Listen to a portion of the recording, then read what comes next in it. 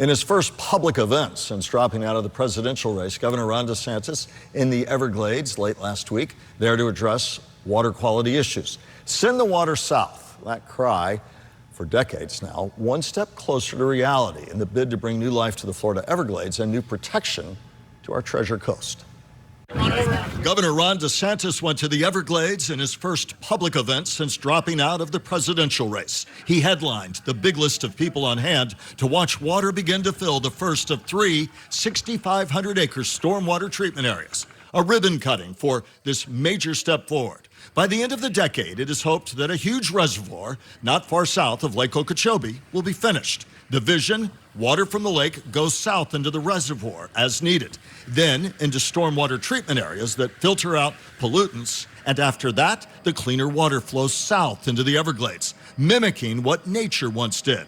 And more treated water south means less toxic algae-filled water headed east into the St. Lucie Estuary and Indian River Lagoon. This is the largest and most significant restoration effort in all of the United States of America. We're going to see the funding that's needed to fulfill this project.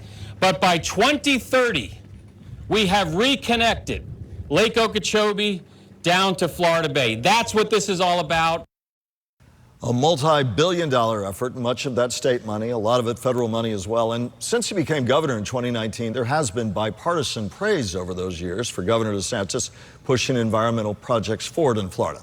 He took no questions at that event, and there are still legal fights ahead over agriculture worries about water availability. But for all that, today we are talking about what is a pivotal step, at least, toward the future.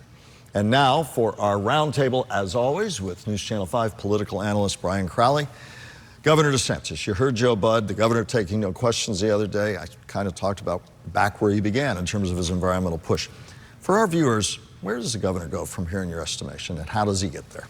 I think we're going to see the same governor we've seen for the last 4.5 years. I think that he's already kind of indicated that in his first days back from the campaign trail.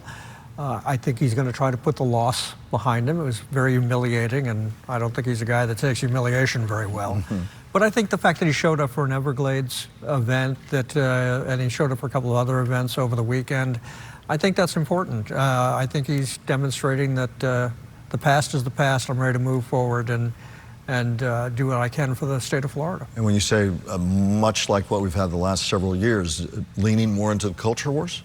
Oh, I think absolutely. I think the hard right governor that Florida has come to know is going to still be the hard right governor. I think there are some people who would like to see more of the first-term, first-year governor who was a little more moderate, who wasn't going after culture wars and stuff like that. And it's possible, since he saw that that didn't help him much in the campaign. In fact, while he was in Iowa, he started not talking about those issues as much. So there's certainly a chance he'll start caring more about issues that people actually care about, like homeowners insurance and auto insurance and improving education and those kinds of things.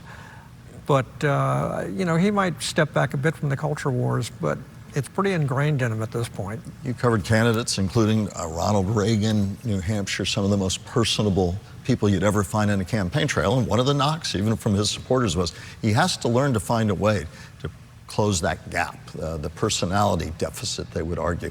That's not something you easily teach, but is it something, as an old political pro who's tramped many a campaign trail, it's going to be an absolute must for him to find a better connectivity if he wants to run again, which he almost certainly does, and is going to have any real success down the road potentially? You know, in most of the major media markets in Florida, there are shows like this one. I think that if I were advising the governor, I'd say do the show in Miami, do To the Point, do Tampa, do Jacksonville. Because when you do things like this, you get a chance to be a little more relaxed. You get a chance to present yourself in a different way than just taking a question on the fly. On the fly. I think he needs to spend more time working with the press and not attacking the press. He admitted that himself on the campaign trail, that one of his big failures was not working more with the mainstream media. He could start doing that here. Nikki Haley still punching away, says I'm going all the way to South Carolina February 24th. Having said that, still, it's estimated that we're going to be looking at a Trump-Biden rematch. Talk about the Trump candidacy. The strengths as one would see it from an analysis point of view, and the weaknesses ahead for him and for President Biden. Well, there's no question that Donald Trump has become the Lord King of the Republican Party. Any elected official is terrified of the idea that he might oppose them, that he might put up his own candidates to run against them. He's getting involved on a very local level here in Florida. He's pushing candidates for state committeeman. He's getting involved in some local elections.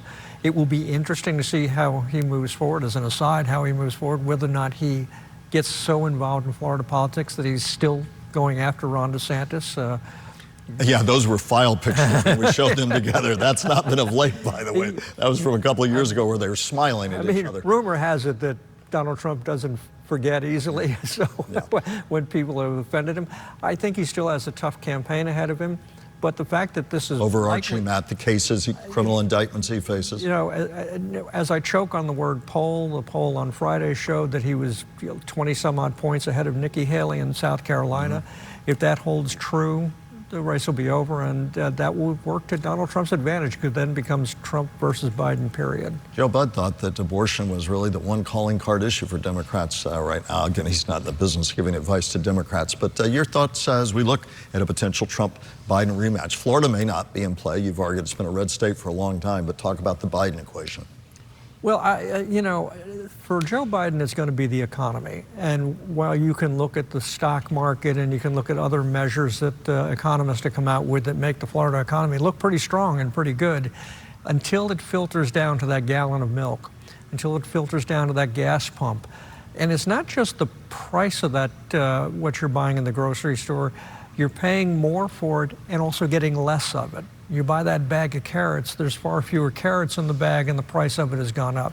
People are feeling that, and until they start feeling better about that, until they feel like the economy is helping them, Joe Biden's going to still be in trouble. I'd like your take. The headlines all this past week, and will continue. Florida House passes bill. It's going to the Senate now for review that would ban children under 16 from social media. How you enforce that, how you do that, still up in the air. The fact of the matter is that parents everywhere I talk to worry, whatever their view on the political spectrum. I've already seen editorials say you're taking away parental rights. Others say we need to do it to protect our children.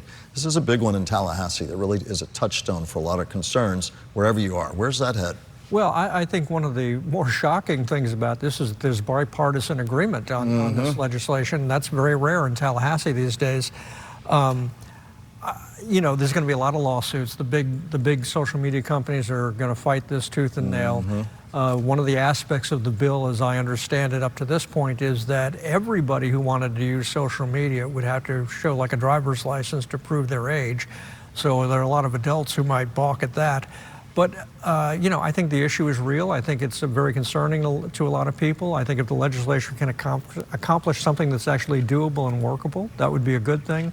I would also add to that, if you don't want your young children on social media as much, take the iPad away from them. Take the cell phone away from them. Tell them they can't use it for that.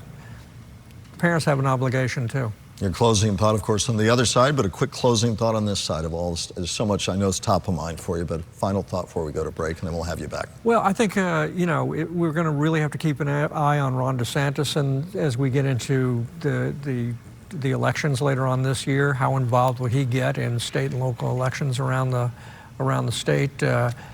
He's not and very how happy vociferous will support be of Donald Trump on the trail? That'll be interesting to watch. Yeah, you know, so will the two of them continue to go to war with each other? And don't forget the person who helped Donald Trump win, Susie Wiles, is the one who Ron DeSantis fired when he helped him win his campaign for governor. So that little battle continues. Yeah, that political operative now deeply entrenched with the Trump campaign. Exactly. We'll have your official closing thought in just a moment. Back in a moment. Brian, thanks much.